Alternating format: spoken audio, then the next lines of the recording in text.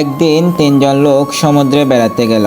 তাদের মধ্যে একজন ভারতীয়, একজন পাকিস্তানি আর একজন বাংলাদেশি লোক। তারা মহা খুশি, তিন দেশের মানুষ একসাথে ঘুরতে গেল।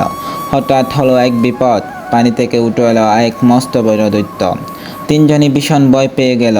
তারা বিলাপ করে করে কাঁদতে লাগলো, আল্লাহ, আমি বিয়ে করি নাই, আমাকে ক্ষমা করে দাও। তাদের এমন কান্না দেখে দৈত্যের মায়া লেগে গেল। সে বলল, আমি তোদেরকে একটা সুযোগ দিতে চাই। তোরা প্রত্যেকে একটা করে জিনিস পানিতে ফেলবি, আর আমি যার টানতে পারবো তাকে কে ফেলবো।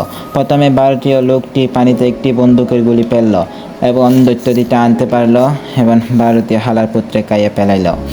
এবার পাকিস্তানি রাজাকারটার পালা। পাকিস্তানি রাজাকারটা পানিতে একটি সুচ ফেলল এবং দৈত্যটি আনতে পারলো তাকে কে ফেললো। এবার বাংলাদেশি শয়তানটার পালা।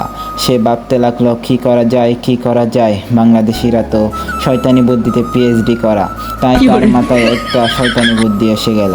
সে পানিতে তার মেশিন দিয়ে মুতে দিল এবং দৈত্যটি মুখ আনতে পারলো না এবং বাঙালি শয়তানটা বেঁচে গেল। বাঙালির বুদ্ধি আছে বলে তাদের প্রশংসা করতে হবে।